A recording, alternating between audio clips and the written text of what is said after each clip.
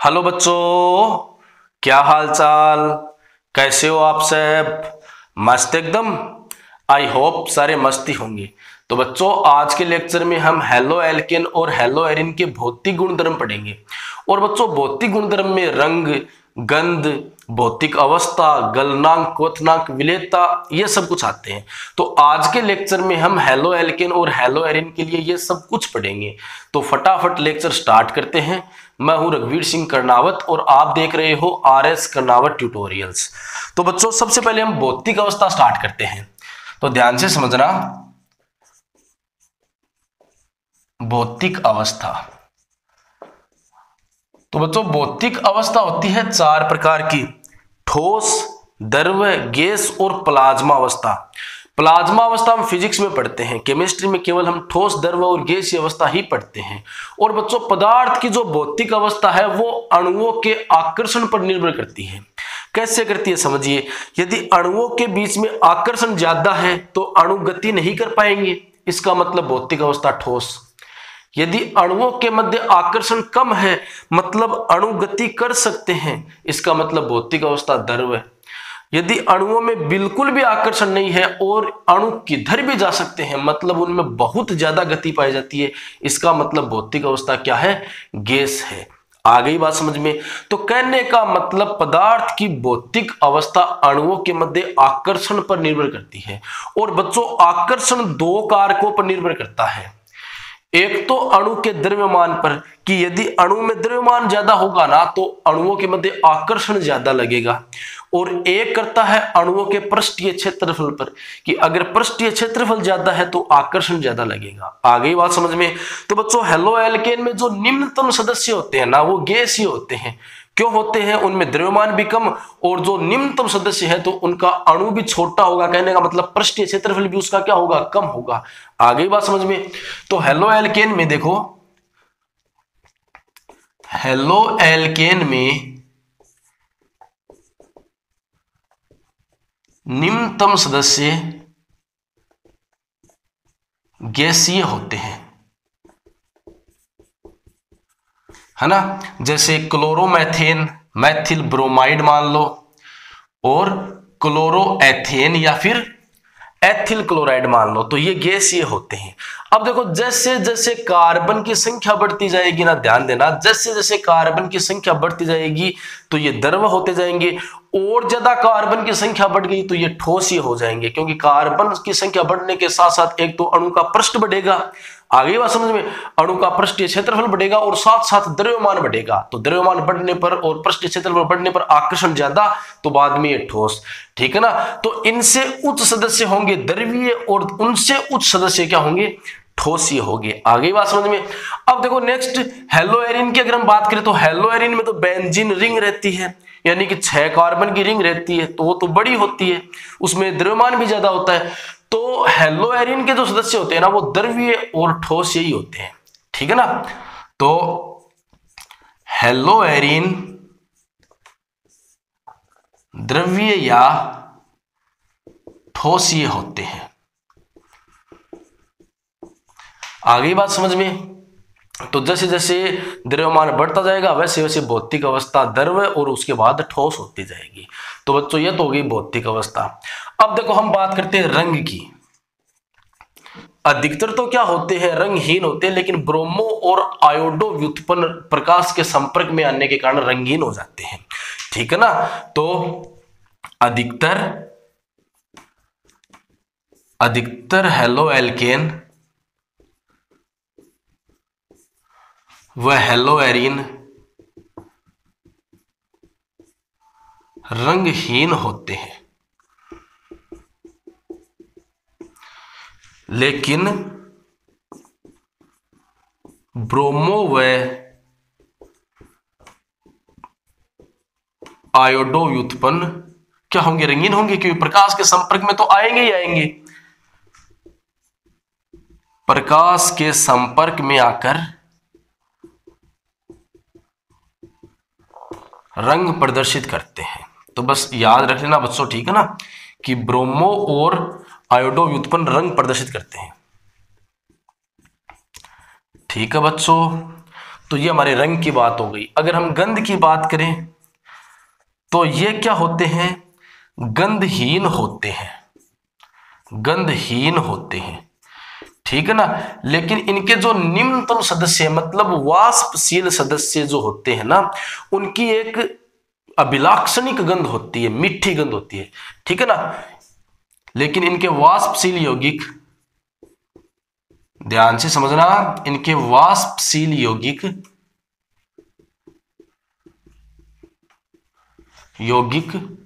है ना, अभिलाक्षणिक लिख लेना, अभिलाक्षणिक गंध प्रदर्शित करते हैं।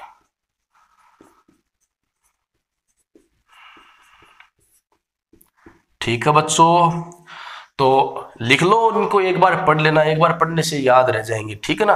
अब देखो सबसे मोस्ट इंपॉर्टेंट भौतिक गुणधर्म क्वथनांक और गलनांक, और उसके बाद विलेयता पढ़ेंगे, तो फटाफट आप इनको लिख लो। तो बच्चों अब देखो अपना नेक्स्ट भौतिक गुणधर्म है क्वथनांक। चलो क्वथनांक और गलनांक को साथ साथ पढ़ते हैं ताकि दोनों एक साथ क्लियर हो जाए, क्वथनांक व गलनांक। और ध्यान से समझना, इन पर बहुत सारे क्वेश्चन बनते हैं।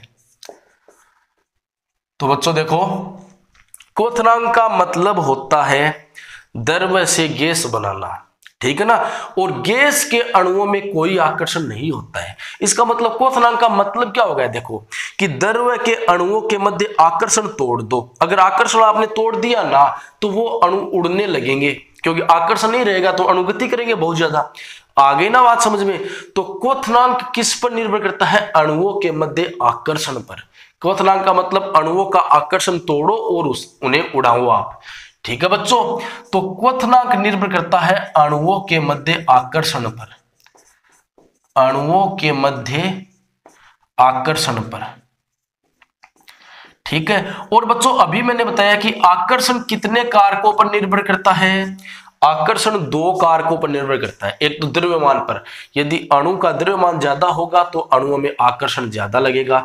अगर अणुओं का पृष्ठीय क्षेत्रफल ज्यादा होगा तो अणुओं में आकर्षण ज्यादा लगेगा। तो बच्चों आकर्षण एक तो द्रव्यमान पर निर्भर करता है और एक करता है पृष्ठीय क्षेत्रफल पर। किस पर, पृष्ठीय क्षेत्रफल पर। अब बच्चों देखो गलनांक की बात करते हैं। तो गलनांक का मतलब होता है कि ठोस से द्रव्य बनाना। अब ठोस के अणुओं में आकर्षण ज्यादा होता है, जबकि द्रव्य के अणुओं में ठोस की तुलना में आकर्षण कम होता है। तो आपको ठोस से द्रव्य बनाना है तो आकर्षण तो तोड़ना ही तोड़ना होगा, क्योंकि आकर्षण कम करना होगा ना, क्योंकि ठोस में आकर्षण ज्यादा और द्रव्य में आकर्षण कम। तो आपको ठोस से द्रव्य बनाना तो वो आकर्षण कम करना होगा। तो कहने का मतलब गलनांक भी अणुओं के आकर्षण पर निर्भर करता है, लेकिन साथ साथ ठोस से द्रव्य बनाने का मतलब है आप ठोस का क्रिस्टल तोड़ोगे, ठीक है ना, क्योंकि ठोस क्रिस्टलीय रूप में होते हैं। तो क्रिस्टल की व्यवस्था कैसी है उस पर भी गलनांक निर्भर करेगा। तो जैसे ही हम हेलो एरिन का एग्जाम्पल करेंगे ना, तो ये दोनों क्लियर हो जाएंगे। तो आकर्षण पर निर्भर करता है और क्रिस्टल व्यवस्था पर, ठीक है ना, कि अगर अणु अच्छी तरह व्यवस्थित है ना, तो उनको आपको अलग अलग करने में ज्यादा तापमान देना पड़ेगा, तो उसका गलनांक ज्यादा हो गया। अगर अणु क्रिस्टल में अच्छी तरह से व्यवस्थित नहीं है तो आपको कम तापमान देना पड़ेगा, ठीक है ना, तो उसका गलनांक कम हो जाएगा। आ गई बात समझ में। तो बच्चों सबसे पहले क्वथनांक की बात करते हैं। तो देखो क्वथनांक में हम क्या करेंगे, पहले तो हाइड्रोकार्बन तो समान ले लेंगे और हैलोजन अलग अलग लेंगे। उसके बाद क्या करेंगे, हैलोजन समान लेंगे और हाइड्रोकार्बन अलग अलग लेंगे। तो आप इन क्रमों को समझिए। तो सबसे पहले हम क्या करते हैं, हाइड्रोकार्बन तो हम समान ले लेते हैं और हैलोजन अलग अलग। तो देखो यहां पर आयोडीन, यहां पर ब्रोमीन, ये क्लोरीन और ये फ्लोरीन।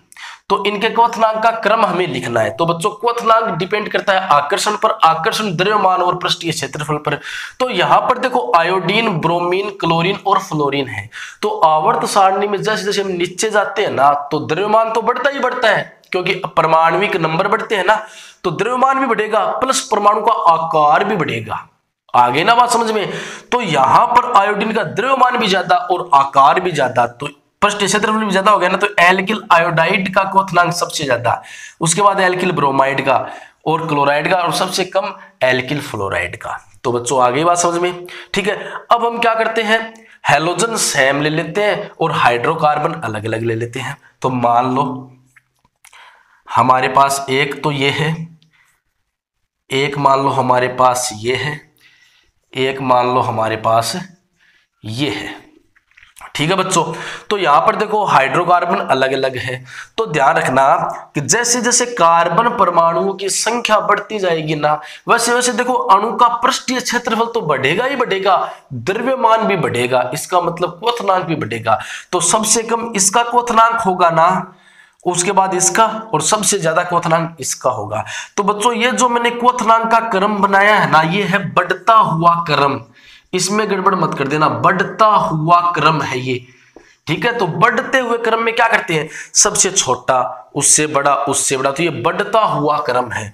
और ऊपर वाला जो मैंने बना रखा है ना, वो क्या है, घटता हुआ क्रम। कौन सा क्रम है, इसमें कंफ्यूज मत हो जाना, घटता हुआ क्रम, कि पहले सबसे ज्यादा उससे कम तो घट रहा है ना, तो घटता हुआ क्रम।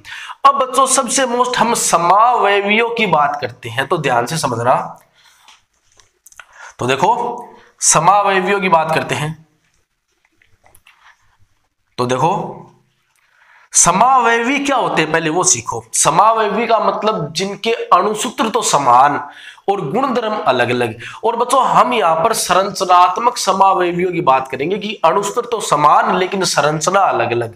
जैसे मान लो एक तो हमने ये ले लिया, क्लोरोब्यूटेन ले लिया है ना, ये CH2 ही होगा भाई, है ना, कार्बन की वैलेंसी 4 होती है, तो आपको ये यहां पर CH2 ही करना, ध्यान रखना।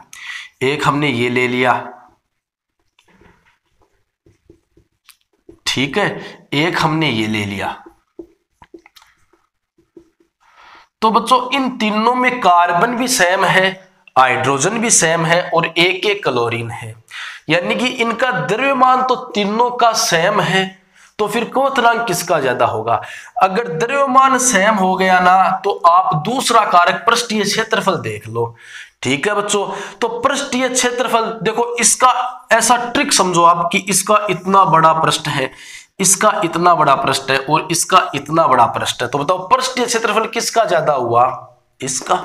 इसका मतलब क्वथनांक किसका ज्यादा होगा, इसका, उसके बाद इसका। तो आप ये बोल सकते हो ना कि शाखन, देखो यहां पर एक CH3 मतलब नीचे की ओर, इसका मतलब एक शाखा, यहां पर एक CH3 नीचे और एक ऊपर, तो शाखा के रूप में लगे हुए ना, तो यहां पर 2 शाखा हो गई।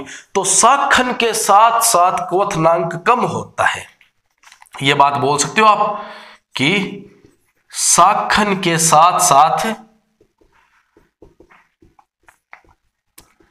क्वथनांक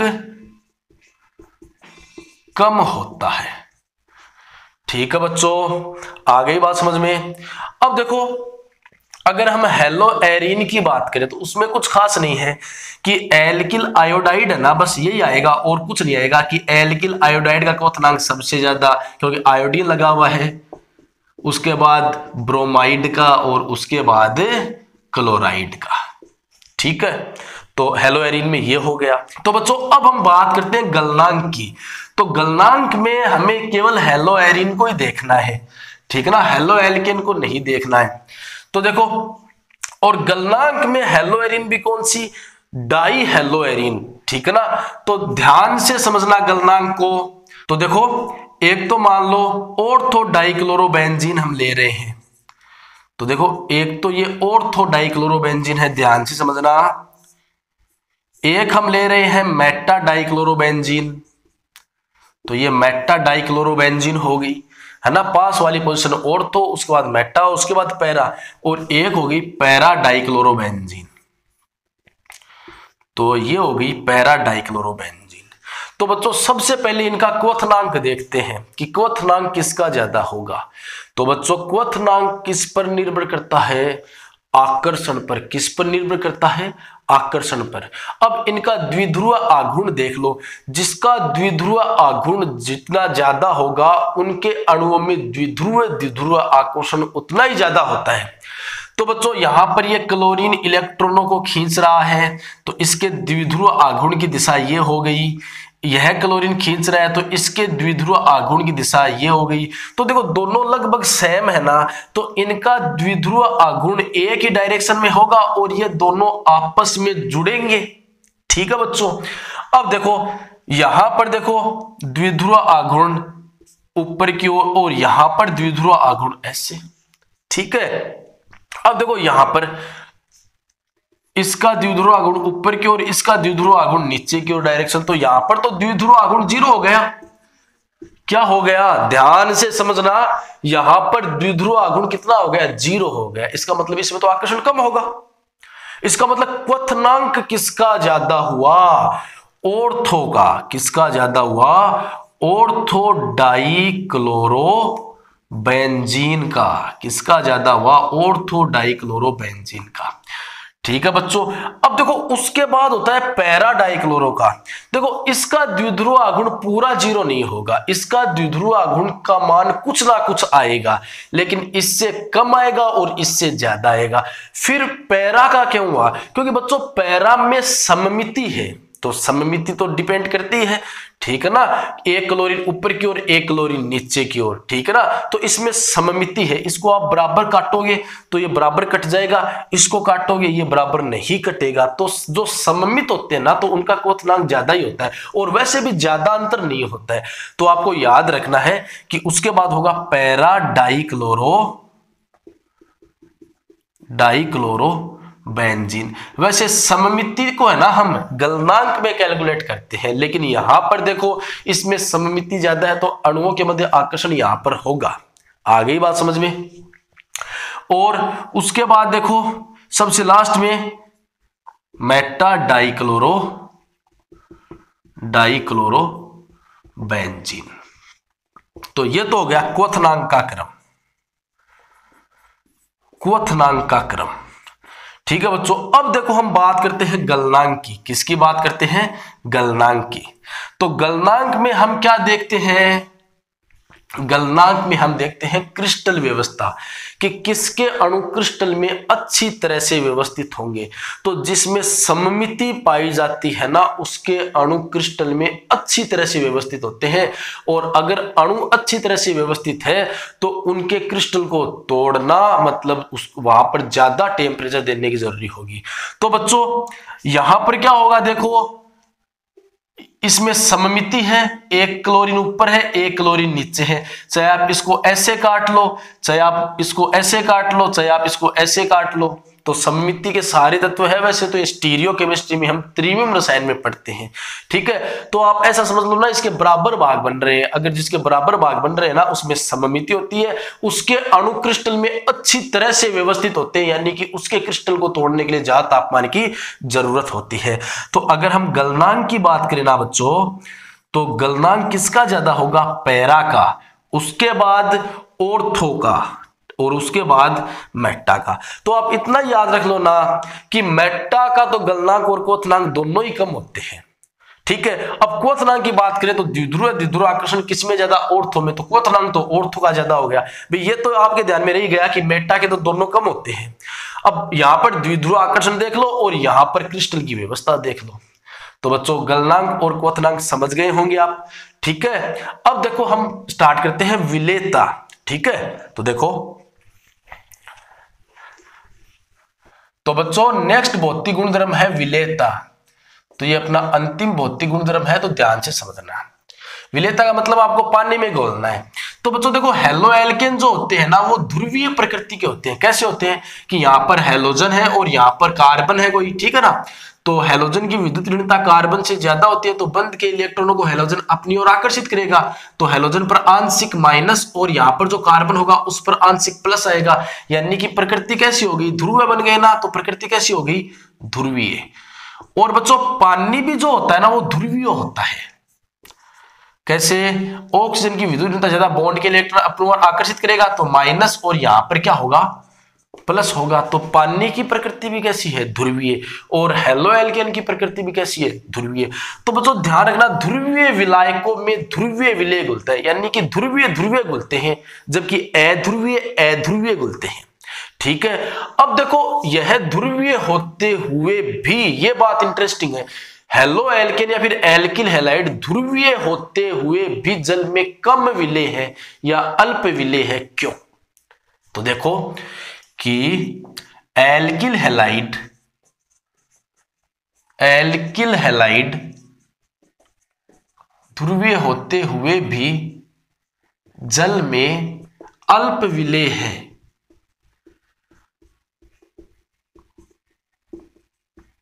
क्यों?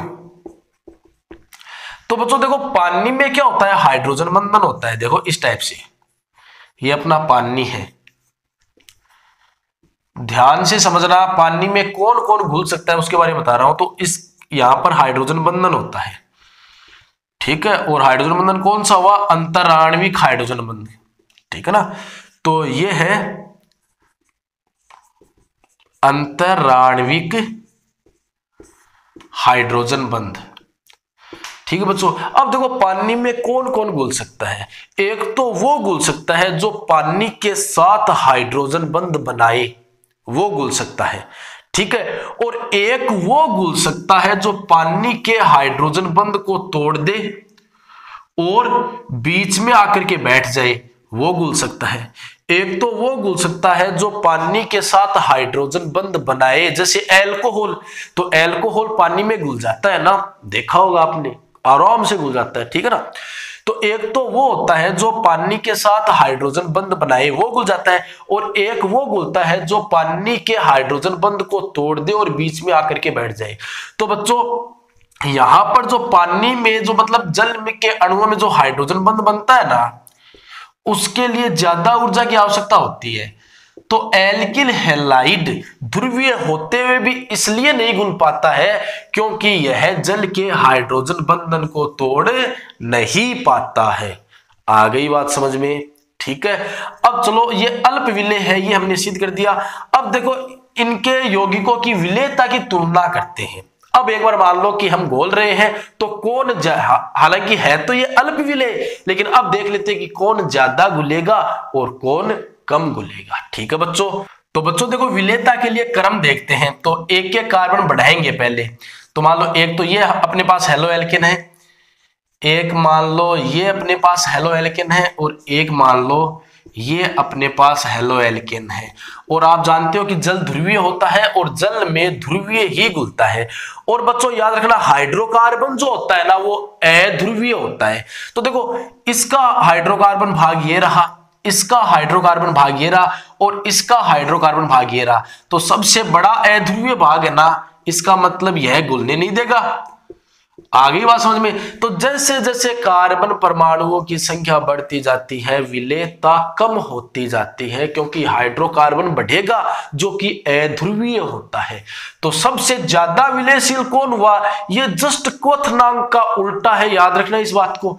तो सबसे ज्यादा विलेय ये होगा, उसके बाद ये, और सबसे कम ये होगा। अब बच्चों हम समावयवियों की बात करें तो अब आप बताओ, तो मान लो एक तो हमारे पास ये है, एक हमारे पास ये है,